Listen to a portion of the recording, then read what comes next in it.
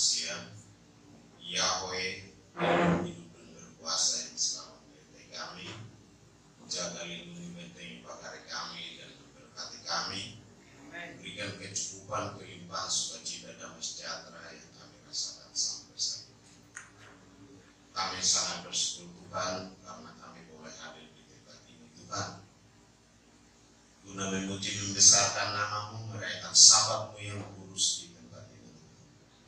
Itu Tuhan, kami yang hadir saat ini Tuhan, jamaah kami pribadi lepas pribadi, tubuh jiwa roh kami, ya Tuhan, pikiran kami, hati kami tertuju kepada-Mu untuk mendengarkan firman kebenaran Tuhan. Ya sudah kami mendengar Tuhan, kami boleh menjalaninya di dalam kehidupan kami hari lepas hari, karena kami yakin dan percaya Tuhan bahwa firman-Mu itu berita bagi kami dan terang bagi jalan kami. Dan kami yakin Tuhan bahwa manusia hidup bukan dari makanan saja, tapi dari firman yang keluar dari mulut yang bersih. Terima kasih Tuhan, hamba-Mu yang mau menyampaikan, hamba-Mu tidak ada apa-apanya, tapi hamba yakin dan percaya bahwa Roh Kudus sendiri menyertai hamba ini Tuhan. Apapun yang hamba katakan ataupun Tuhan, apapun yang hamba sampaikan adalah datang dari jaga pintu mulut bibir hamba, biar Tuhan boleh menjadi berkat dalam terang akan buat jemaat-Mu atau umat-Mu di tempat ini. Terpujilah nama-Mu kekal selama-lamanya Tuhan Yesus Masiah, Yahweh Elohim hidup dan berkuasa. Kami mau mendengarkan firman kebenaran. Haleluya, amin. Salam, selamat sahabat. Sahabat salam atau salam sahabat. Jadi kenapa kita hadir di tempat ini? Kita mau merayakan Sabat. Kenapa? Kan tidak semua orang, kan kita sedikit juga yang merayakan Sabat kan. Nah, Sabat itu adalah hari ke-7, hari yang ditetapkan Tuhan. Dan waktu zaman Yesus masih hidup, kebiasaan dia itu merayakan Sabat. Pasti hari Sabat itu dia masuk ke rumah Tuhan dan merayakannya. Bagaimana merayakan? Ya pasti beribadah. Nah kalau kita lihat atau kita baca firman Tuhan yang ada, waktu Tuhan Yesus Masiah mati, dia disalibkan pada jam 3 sore, dia menghembuskan nafas yang terakhir. Nah, nafas, dia mati di atas kayu salib, dan dia diturunkan dan dikuburkan. Nah, sesudah dikuburkan, apa yang mereka lakukan? Karena hari itu menjelang hari Sabat. Jadi kematian Tuhan itu menandakan hari Sabat. Menjelang Sabat, jadi kubur mayat Tuhan itu diturunkan dari kayu salib. Diminta oleh seorang imam besar. Atau seorang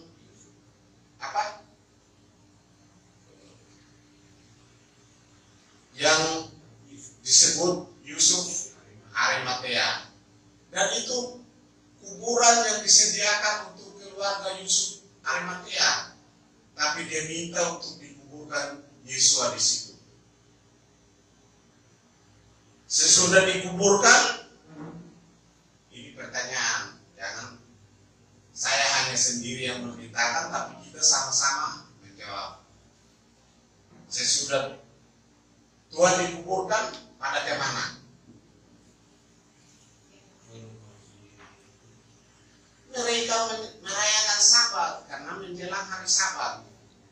ya kan? Nah, sesudah itu hari Sabat menjelang minggu hari pertama minggu itu, berarti jelas kok Sabat itu adalah hari ke-7. Menjelang hari pertama minggu itu, pagi-pagi benar kan? Mereka kemana? Berarti hari pertama orang kemana?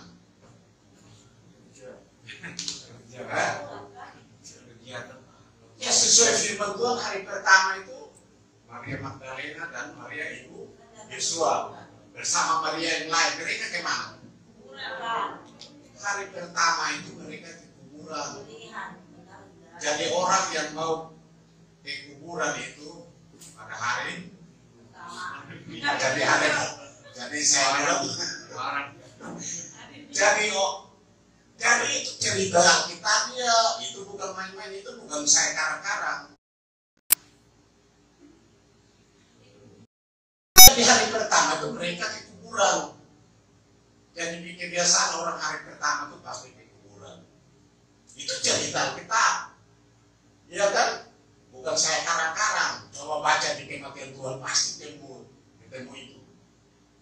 Hari pertama mereka ke kuburan. Makanya saudara-saudara hari pertama jangan ke kuburan. Nah, kemana? Ya di rumah lah. Jadi hari Sabat itu hari ke-7. Dan hari ini kita merayakan hari Sabat. Sesuai cerita Alkitab, kita gak karang-karang. Karena Kamus juga menyatakan hari persiapan itu adalah hari Jumat menjelang Sabat. Jadi orang mempersiapkan diri untuk Sabat itu hari Jumat, berarti Sabat itu hari Sabtu. Hari ke-7 berarti hari pertama hari Minggu. Maria Magdalena dan Maria ibu Yesua dan Maria yang lain, mereka kemana? Kuburan ibu Lasma yang bilang dari kuburan. Ya iya, itu cerita Alkitabnya, itu karang-karang. Jadi begitu jawabannya. Jadi hari ini kita berbahagia karena kita merayakan Sabat yang ditentukan Tuhan, Sabat yang ditulis oleh jari Tuhan sendiri. Iya kan? Nah, karena di Kejadian 10 ya, tentang Tuhan. Kejadian 20 ayat seterusnya itu tentang itu tuh ditulis oleh Tuhan sendiri. Sesudah itu dia tulis di dalam Roh Batu dan kemudian diberikan kepada Musa. Itu firman-nya. Cuma itu 10 firman itu yang ditulis oleh Tuhan sendiri. Alkitab ini itu apa? Pecahan dari 10 firman ini. Karena Alkitab itu berbicara tentang hal kasih. Mengasihi Tuhan dan mengasihi manusia. Itu berbicara, itu semua isi Alkitab itu berbicara bagaimana kita mengasihi Tuhan yang benar, bagaimana kita mengasihi manusia yang benar, iya kan? Makanya dikatakan di dalam di Matius berapa itu dikatakan, kasihilah Yahweh Elohimmu dengan segenap hatimu dan dengan segenap jiwamu. Itu yang hukum pertama sampai hukum keempat. Terakhir itu Sabat. Hukum keempat itu Sabat. Kemudian hukum kelima dan seterusnya itu tentang manusia. Itu jelas. Itu yang ditulis oleh Tuhan. Nah, kemudian itu mulai diberikan kepada yang lain. Dia berfirman kepada Musa, ya kan? Bahkan kita sendiri, dia berfirman kepada kita. Kita bisa berbicara tentang firman di sini karena Tuhan menuntut kita untuk kita menyampaikan firman Tuhan. Ya kan? Nah, sesuai dengan judul yang saya kasih, yang membentuk engkau. Jadi kalau baca dari judulnya ini, engkau itu siapa ya? Yang siapa yang baca dia lah. Jadi saudara dan saya baca itu berarti menyatakan kepada diri kita sendiri, saya hadir di tempat ini bukan karena kekuatan saya atau kemampuan saya, tapi Tuhan yang memberikan kekuatan, kemampuan untuk saya menyampaikan firman Tuhan ini. Jadi kita baca dari judulnya ini, yang membentuk engkau. Siapa yang membentuk engkau? Siapa? Yahweh itu yang membentuk. Bagaimana membentuk? Manusia itu diciptakan pada hari keberapa? Pertama. Terakhir. Pada hari yang ke-6. Nah, sesudah itu Tuhan menciptakan semuanya itu menjadi bagus. Dia menciptakan manusia pada hari yang ke-6. Sesudah itu ditempatkan di mana? Di Taman Eden atau di taman yang disebut Eden? Ya, taman yang disebut Eden. Yang benar yang mana, Pak? Taman Eden atau taman yang disebut Eden? Taman Eden. Nah, jadi Tuhan menyediakan satu tempat, satu taman yang disebut Eden. Itu saya bacanya seperti itu. Kalau pengertian Bapak Ibu lain lagi mungkin nggak tahu. Kenapa ditempatkan di Taman Eden? Karena dia sangat mengasihi manusia. Kenapa dia sangat mengasihi? Karena dia buat itu segambar dengan serupa Tuhan. Nah, jadi kadang-kadang orang tidak tahu, oh, Tuhan itu seperti apa ya? Makanya dia datang sebagai manusia. Iya kan? Nah begitu. Jadi itu cerita, jalan ceritanya bagaimana kita ada. Akhirnya manusia itu. Jadi pertama Tuhan membentuk manusia itu sempurna. Iya kan? Sempurna berarti hidup kudus, hidup yang baik. Tapi oleh karena apa makanya dia jatuh dalam dosa? Ya udah, saya belum teruskan. Kita baca dulu di dalam sesuai dengan judul yang saya kasih. Yesaya 44 ayat 24. Ini judulnya, tapi kita bacanya dari Yesaya 44 ayat 24 sampai 27. Saya minta Bapak Satar untuk bacakan untuk kita. Beginilah firman Yahweh, menebusmu, yang membentuk engkau sejak dari kandungan. Akulah Yahweh yang menjadikan segala sesuatu, yang seorang diri membentangkan langit, yang menghempaskan bumi. Siapakah yang mendampingi aku? Akulah yang meniadakan tanda-tanda peramal, pembohong, dan mempermain-mainkan tukang-tukang tenung, yang membuat orang-orang bijaksana mundur ke belakang. Sampai 27, Pak. Ya. Dan membalikkan pengetahuan mereka menjadi kebodohan. Akulah yang menguatkan perkataan hamba-hambaku dan melaksanakan keputusan-keputusan yang diberitakan utusan-utusanku, yang berkata tentang Yerusalem, baiklah ia didiam, dan tentang kota-kota Yehuda, baiklah ia dibangun. Aku mau mendirikan kembali reruntuhannya. Akulah yang berkata kepada tubir lautan, jadilah kering. Aku mau mengeringkan sungai-sungaimu. Amin. Jadi itu firman Tuhan, saudara sudah baca semua. Ayat 24 yang menyatakan, beginilah firman Yahweh, penebusmu, Jadi yang menebus kita itu siapa? Yesus HaMasiah.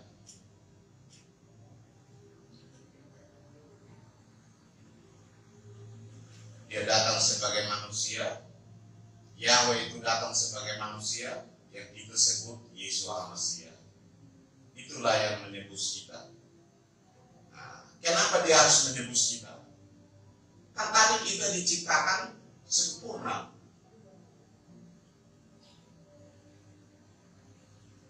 Jadi Bapak, Ibu, Saudara-saudara sekalian, kalau kita baca firman ini, selanjutnya dia katakan, aku sendiri yang membentangkan bumi ini, menciptakan bumi ini, aku sendiri.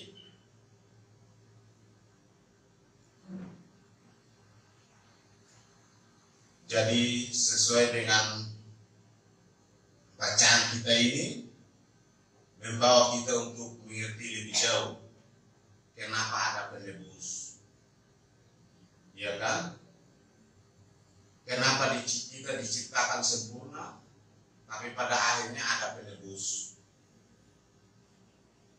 Kadang-kadang orang berkata, ini gara-gara setan ini.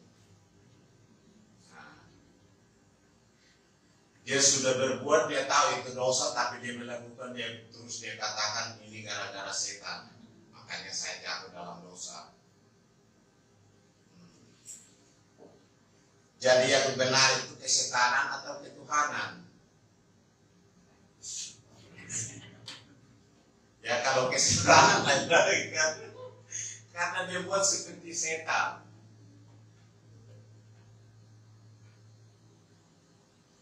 Jadi kadang-kadang kalau kita lihat manusia, kita lihat dari tadi kita diciptakan sempurna. Nah, ditempatkan di Taman Eden dengan berlimpah-limpah. Semua itu ada. Semua tanam di pohon, pohon yang di taman itu boleh kamu makan dengan bebas. Tapi ada kecuali. Kenapa dia bilang ada kecuali? Kecuali tentang pohon pengetahuan dan pohon pengetahuan tentang baik dan yang jahat. Kenapa pohon pengetahuan tentang baik dan yang jahat? Karena ada kemungkinan manusia itu hanya ada dua roh yang bisa mempengaruhi dia. Roh apa? Roh setan dan roh Tuhan. Manusia itu bagaikan kertas putih. Sekarang kita ada di sini karena kita di dalam diri kita ada roh-roh Tuhan.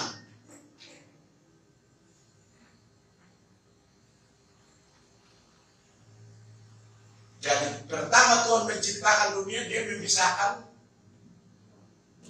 gelap daripada yang terang. Kenapa dia memisahkan? Kenapa dia enggak menghilangkan gelapnya saja? Biar manusia hidup dalam terang. Jadi kata bacok sendiri itu enggak tidur. Tapi itulah supaya orang mengenal bahwa gelap itu malam dan terang itu siang. Nah, terang itu siang. Jadi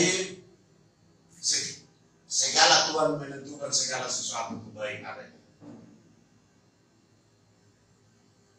Kenapa manusia bisa dipengaruhi oleh iblis? Kita bertanya, kenapa manusia itu bisa dipengaruhi oleh iblis? Karena keinginan. Karena manusia, ya betul. Karena manusia itu punya keinginan. Manusia itu punya keinginan. Dia ingin ini, dan ingin itu. Nah, tapi ketika dia tidak mendapat semua, dia katakan menyanyi, meskipun aku susah, meskipun aku menderita dalam dunia, Jadi Tuhan itu tidak menciptakan kita untuk susah, tapi menciptakan kita untuk bahagia. Nah, kenapa kita susah? Karena dosa.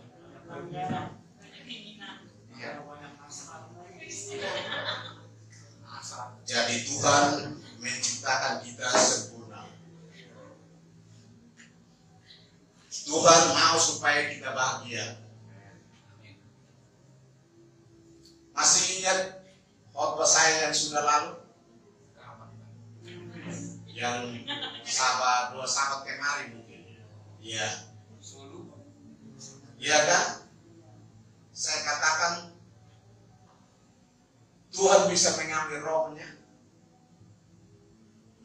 Nah, kalau Tuhan sudah mengambil, roh apa yang hidup dalam manusia itu?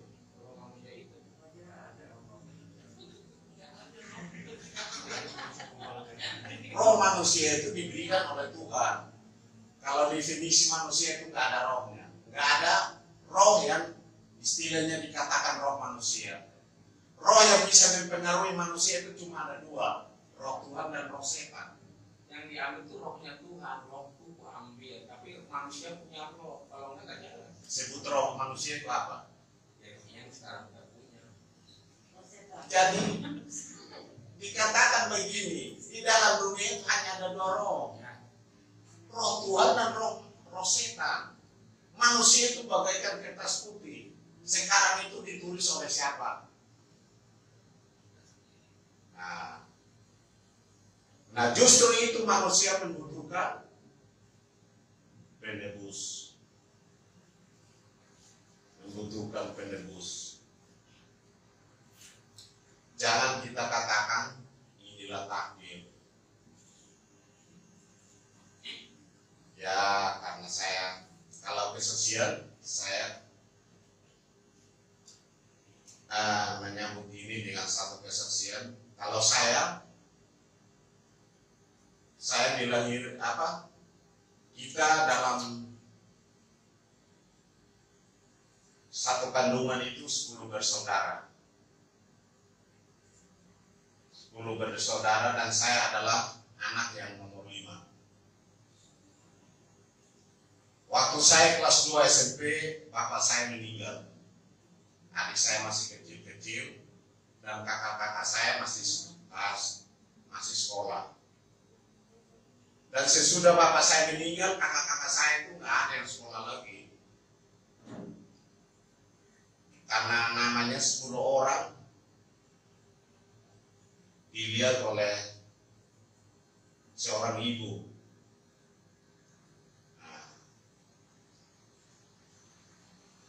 Jadi kalau secara manusia ya udah itu dalam takdir, ya kan? Udah kita melihat aja keadaan.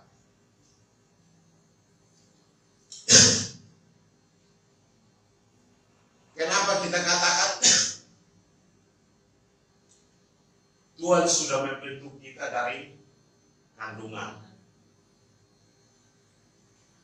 Kenapa Tuhan sudah membentuk kita dari kandungan? Kalau di dalam Galatia ya.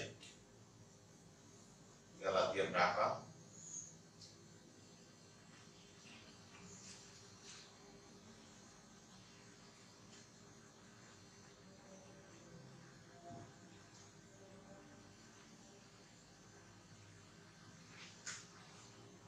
Mengenai apa? Mengenai bentuk dalam kandungan, sejak dalam kandungan.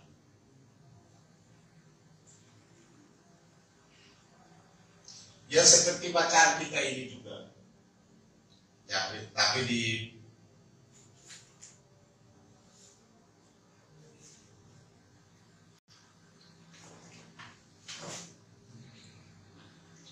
Galatia 1 ayat 15. Iya, Galatia 1 ayat 15, saya orang bacakan untuk kita. Saya ya. Iya Pak. Galatia 1 ayat 15. Tetapi waktu Ia yang telah memilih aku sejak kandungan ibuku dan memanggil aku oleh kasih karunia-Nya, Terus Pak.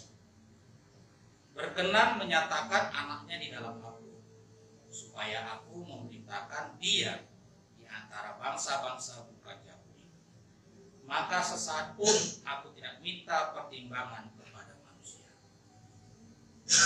Lanjut. Ya, cukup.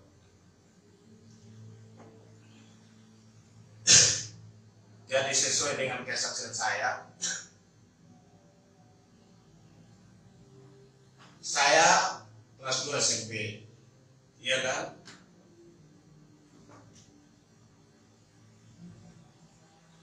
Kalau secara manusia kita pikir takdir kan, ya itu udah takdir, mau gimana lagi? Yang kakaknya aja udah gak pada ke sekolah, dan memang sampai saat ini pun mereka ya kayak ini, tapi rata-rata tamat ya SMP.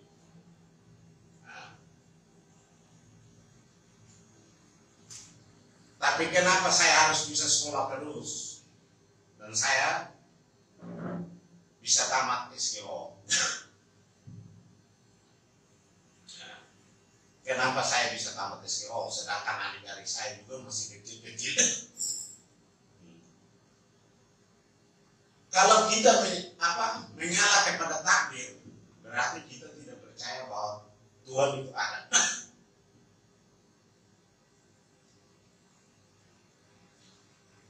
Kalau kita baca dari tadi yang Pak Aposan baca, kenapa saya bisa menyampaikan firman Tuhan? Karena saya cuma tamat SKO. Saya tadinya SMP itu sekolah teknik, sekolah SD, kalau dulu kan SD. Selanjutnya itu saya lanjutkan ke SKO. Sebenarnya tidak bisa. Nah, tapi sesuai tes saya bisa masuk. Ya kan, waktu itu saya sudah daftar di STM juga. Tapi STM saya juga duduk di situ. Ini diterima, SKO juga diterima. Nah, dua-duanya negeri. Jadi saya bersyukur kalau saya sekolah juga murah gitu kan. Nah, murah karena negerinya waktu itu yang murah, kalau swasta kan mahal. Nah, tapi saya pilih SKO. Jadi udah saya ikut SKO karena saya ikut waktu itu ikut tes bisa lolos. Nah, kenapa saya sampai SKO tapi saya tidak jadi guru? Kan saya sekolah guru olahraga.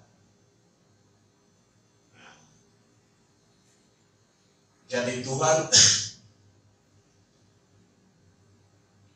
kadang-kadang kan, ini mah ceritanya aja. Ceritanya aja gitu, ya kan?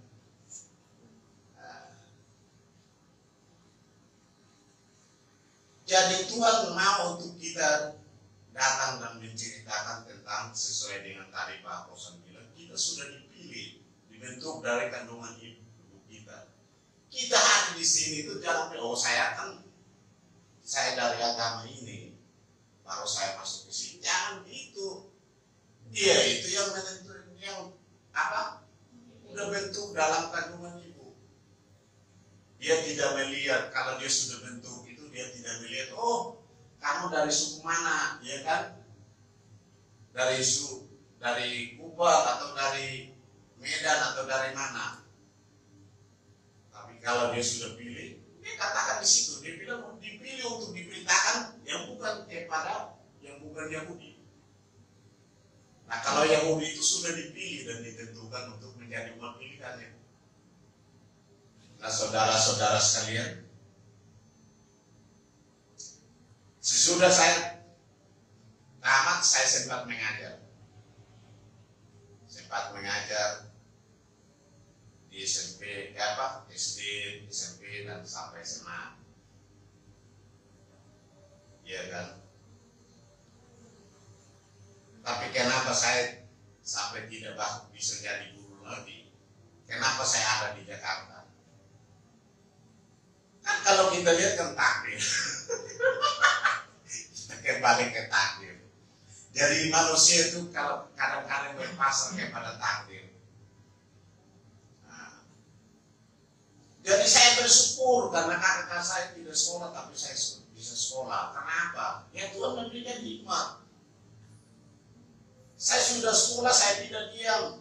Saya pagi-pagi itu jam 4 saya udah pergi beli ikan di pantai jualan. Nah, karena kebetulan saya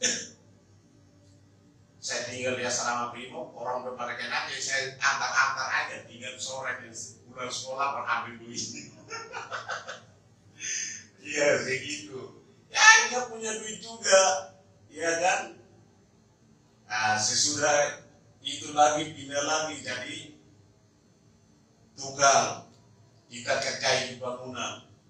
Waktu itu bangunan istimewa 4. Kalau Bapak Ibu pulang pasti itu kenang-kenangan saya.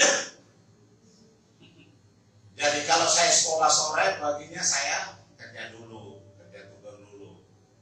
Nah, nanti sorenya baru pergi sekolah karena yang mandor itu kenal saya, kenal kita. Nah, punya duit, akhirnya sampai bisa tamat SIO. Nah, akhirnya itulah cerita bahwa Tuhan itu bisa membuat segala sesuatu indah. Indah kan? Nah, jadi kalau kita baca dari yang tadi kita bacakan, Tuhan membentuk engkau.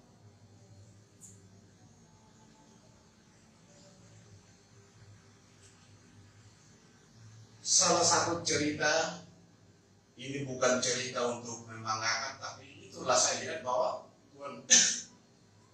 Tuhan bekerja di dalam kehidupan saya. Dan saya katakan bahwa apa? Saya hidup juga bukan hidup yang istilahnya baik-baik. Saya pernah ikut proyek di daerah Flores. Nah, di sana sampai kita berantem, sampai ini saya ajar itu orang-orang masuk di got itu hampir di ini juga. Nah, kalau cerita ini kan bukan cerita ini karena kalau di YouTube di Facebook kita juga kadang-kadang saya buat dan teman-teman saya juga ada yang mereka melihat.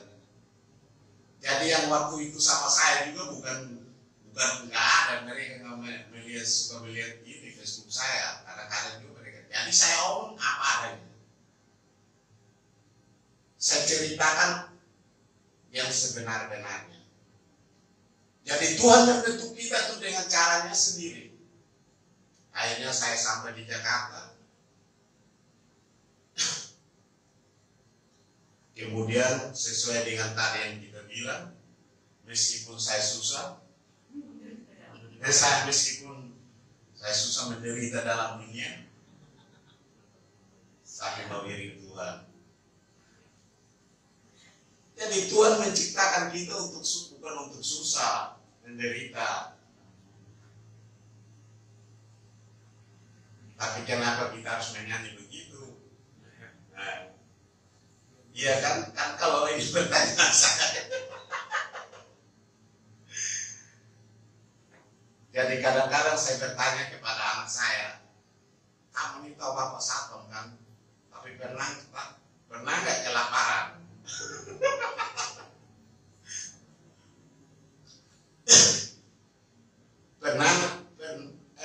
Pernah nggak minta ini nggak ada? Pasti ada. Karena Tuhan itu menyediakan. Nah, kenapa kita bilang Tuhan itu menyediakan? Karena Tuhan menciptakan manusia itu sempurna.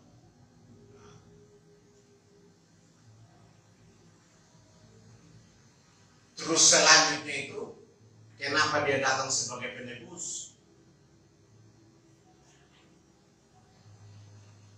Datang sebagai penebus. Karena dia tahu manusia itu akan jatuh dalam dosa. Karena punya keinginan. Iya kan? Akhirnya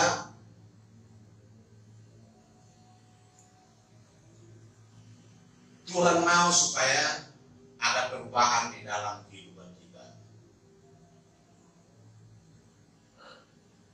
Kenapa dikasih 10 firman? Kepada Musa. Dan Tuhan sendiri yang menulis itu, bukan Musa yang menulis. Sesudah dia menulis dengan tangannya sendiri di 2 lompat itu diberikan kepada Musa. Nah, dan itu menandakan bahwa Tuhan itu masih mengasihi kita. Tapi di samping itu juga ada timbal balik. kita juga harus menyadari bahwa kita adalah ciptaan. Kita harus menyadari bahwa kita dibentuk oleh Tuhan. Nah sekarang Bapak Ibu Saudara-saudara, percaya nggak bahwa Bapak Ibu Saudara-saudara sudah hidup dalam hidup yang baru? Percaya. Saya percaya. Ya. Karena Yesus sudah mati untuk saya. Ya itulah. Terus hidup yang lama kemana? Ditinggalkan. Kemana aja hidup yang lama? Ditinggalkan. Kadang masih ngikut. Ya baik. Buang ke laut. Jadi manusia pertama Tuhan menciptakan tempatkan di Taman Eden dengan berkelimpahan. Kemudian manusia itu jatuh dalam dosa karena si iblis menggodaikan. Nah, makanya tadi saya bilang, kenapa manusia itu selalu mempersalahkan setan? Dia bilang ini karena setan ini. Nah, tapi giliran dia bahagia, dia nggak memuji Tuhan. Dia bilang, oh ini usaha saya sendiri.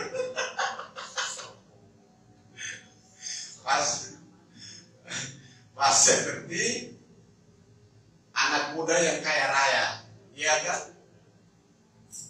Dia mengumpulkan hartanya, cerita kita kan, mengumpulkan hartanya, dan kemudian dia katakan kepada harta, jiwanya dibilang, hai jiwaku, Padamu ada.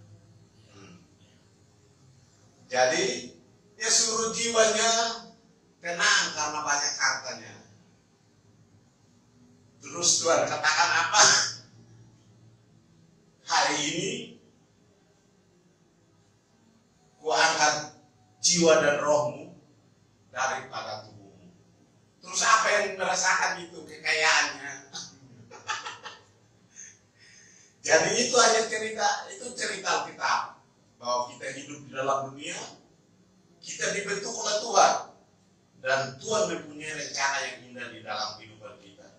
Kita ada di tempat ini, kita merayakan Sabat sesuai dengan hukum berapa? Keempat. Ingat dan kuduskan hari Sabat. Kita ingat aja udah berbahagia, apalagi kita kuduskan. Iya kan? Ya enggak Pak? Bagi yang gak ingat-ingat gimana nih ya? Ada yang sudah tahu, tapi tidak mau berpedulikan, tapi menceritakan firman itu juara satu, mulai bolak-balik ambil cerita dong dari ujung ke ujung, kasih perumpamaan dari utara ke selatan. Nah, tapi tidak mau ini firman yang jelas-jelas yang ditulis oleh Tuhan sendiri. Jadi Bapak Ibu Saudara-saudara sekalian, tapi itu jangan iri. Sesuai dengan Galatia 1 ayat 15 tadi dan seterusnya itu, kita dibentuk, dipanggil untuk memberitakan kabar baik.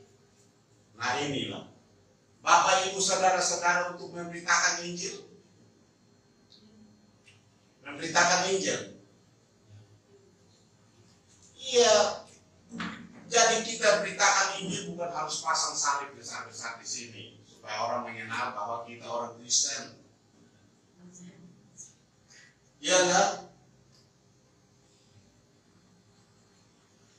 Jangan pasang, tapi pasang di dalam dirimu. Pasang apa di dalam dirimu? Kalau orang mengenal bahwa kita adalah umatnya itu, kita melakukan apa? Coba baca Yesaya 20 ayat 20.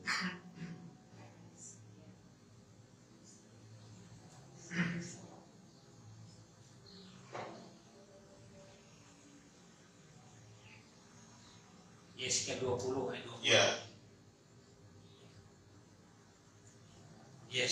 20 ayat 20. Kuduskanlah hari-hari Sabatku, sehingga itu menjadi peringatan di antara aku dan kamu, supaya orang mengetahui bahwa akulah Yahweh Elohim. Jadi orang mengetahui. Siapa yang mau mengetahui? Kalau orang mengetahui itu gimana caranya?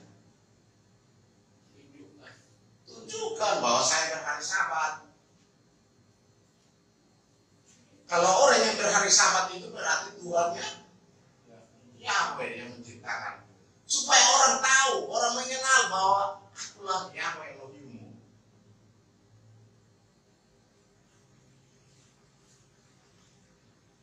Supaya orang tahu. Di sini dikatakan supaya orang tahu. Tadi saya sempat dengar juga istri waktu kita di Manggarai, dia duduk sebangku terus sebelahnya tanya, Bu, kemana Bu? Iya, saya ke Bekasi. Mau turun di mana? Di Bekasi Timur. Ibu mau kemana? Iya kan? Dia tanya kan, ibu mau kemana? Ini orang bukan seiman. Ibu kemana? Dia bilang ke gereja. Nah orang bertanya, orang tahu yang kebiasaan itu gerejanya hari apa. Dan di situ juga pas tadi dia tanya apa, mereka ngobrol terus, tapi saya nggak tahu mereka ngobrol tentang apa. Tapi di situlah punya tanda tanya, kok ini orang gereja hari Sabtu. Nah, pasti sesudah itu dia tanya kepada yang teman kita atau saudara kita yang gerejanya bukan hari Sabat. Pasti dari ini kenapa gerejanya hari Sabtu. Nah, disitulah kita ceritakan begitu aja orang udah tahu. Oh, saya ini gereja. Jangan berpura-pura lah orang kalau tanya kita mau kemana. Gak ada urusan. Ada urusan. Gak ada pertemuan di sini.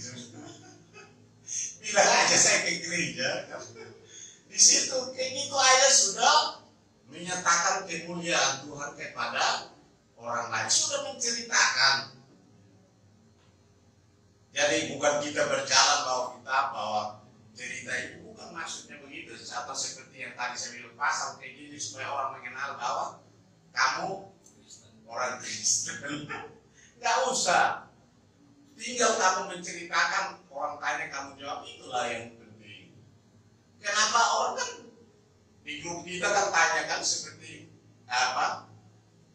Usul penghapusan. Ini kan tentang hari Sabat ini kan. Orang bertanya, oh kayak gini-gini. Ya kita harus menceritakan sesuai dengan, jangan keluar dari firman. Jangan keluar. Ngomong aja yang ada. Makanya tadi saya bilang tertulis itu seperti ini. Tuhan mati itu seperti ini, Tuhan bangkit itu Tuhan sesudah Tuhan mati, apa orang merayakan Sabat? Hari pertama orang kemana itu kan terserah mereka. Mau kemana terserah. Jadi begitu. Nah. Jadi Tuhan memilih kita untuk menyatakan kemuliaan, memberitakan tentang kabar baik, memberitakan tentang yang baik. Jangan kita memberitakan yang tidak baik, ya kan?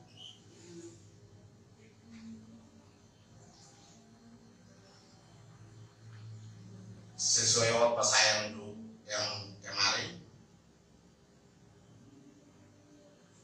cuma 8 orang yang dipilih Tuhan, ya kan? Dalam bakar itu seluruh dunia digunakan. Karena apa? Karena dosa. Dosa itu karena apa? Kesetanan katanya. Kesetanan, bukan kesetanan. Jadi kadang-kadang orang kesetanan katanya. Jadi Kalau hidup dalam Tuhan itu ada menggambarkan seperti yang tadi saya katakan. Kita menceritakan tentang kebenaran. Kita merasakan sukacita yang diberikan kepada kita. Karena saya ambil gambar kita yang sesudah sahabat. Kita nyanyi di sini dan menari-nari. Kemudian saya naikin di Facebook. Kemudian yang komentar yang lain ada yang buat status. Ini termasuk ya saudara. Saya pulang istri minggu baca dulu itu. Saya bilang, oh iya, saya tahu kan. Pendeta kalau biasa statusnya begitu. Dia bilang orang bersukaria itu bukan seperti itu. Saya kirim lagi yang paposan, kirim orang Ibrani itu yang roll di atas di mall itu kan, yang menyanyi sukacita itu kan. Saya kirim lagi ini. Ini baru di kita di luar negeri aja segini. Ini nari-nari di mall, bukan di gereja, ini mall. Sampai roll. Itu sukacita orang yang hidup dalam Tuhan.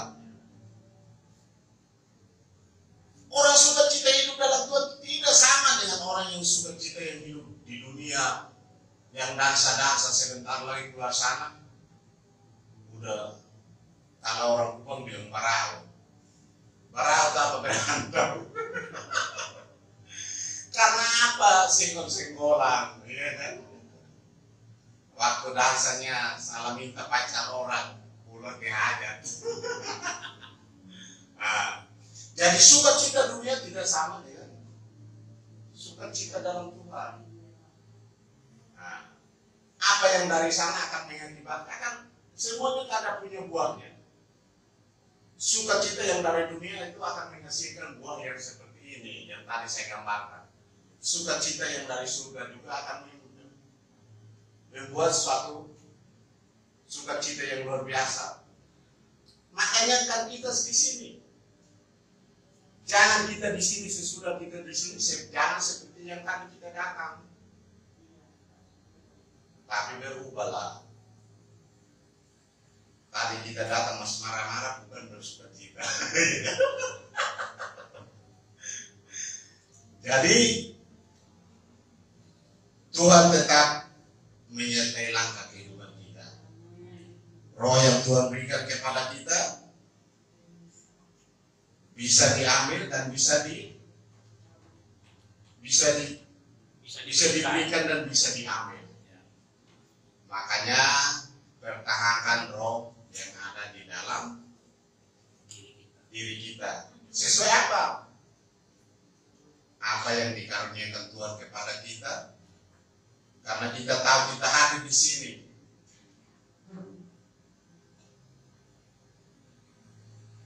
Saya dari Kupang, Bapak Ibu yang dari Jawa, dari ini kita bertemu di sini, dari Medan, dari mana? Karena apa? Tuhan sudah memilih kita sejak dalam kandungan ibu, dan kita dibentuk sesuai dengan rencana. Puji nama Tuhan. Yesus akan masih memberkati kita semua. Haleluya.